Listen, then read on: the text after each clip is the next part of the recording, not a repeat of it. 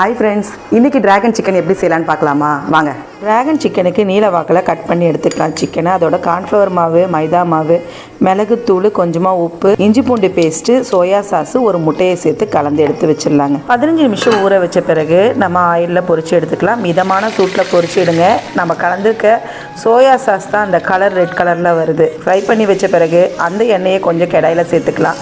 கொஞ்சமாக பூண்டு பல்லும் அதோட முந்திரி பருப்பு சேர்த்து வறுத்துட்டு ஒரு வெங்காயத்தை நீல வாக்கில் கட் பண்ணி அதையும் வதக்கிட்டு ஒரு காஞ்ச மிளகா கிள்ளி சேர்த்துக்கலாங்க. ரெட் சில்லி சாஸ் 1.5 ஸ்பூன் சேர்த்துருக்கேங்க. ஏற்கனவே 1 ஸ்பூன் சோயா சாஸ் சேர்த்துருக்கனால இங்கே 1/2 ஸ்பூன் மட்டும் சேர்த்துக்கலாம். டொமேட்டோ சாஸ் 1 ஸ்பூன் சேர்த்துருக்கேன். அதோட சேர்த்து நல்லா கலந்துட்டு நம்ம வறுத்து வச்சுருக்க சிக்கனையும் சேர்த்துக்கலாங்க. நீல வாக்கில் கட் பண்ண குடமிளகாவையும் சேர்த்துட்டு கொஞ்சமாக தண்ணி சேர்த்து நல்லா கலந்துட்டு கடைசியாக எள்ளு தூவிட்டு நீங்கள் இறக்குனீங்கன்னா சூப்பரான டிராகன் சிக்கன் ரெடி ஆகிடுச்சு. இந்த சண்டே உங்கள் வீட்டில் ட்ரை பண்ணி பாருங்கள். அல்டிமேட்டாக இருக்கும். இந்த வீடியோ பிடிச்சிருந்தா லைக் பண்ணுங்கள்.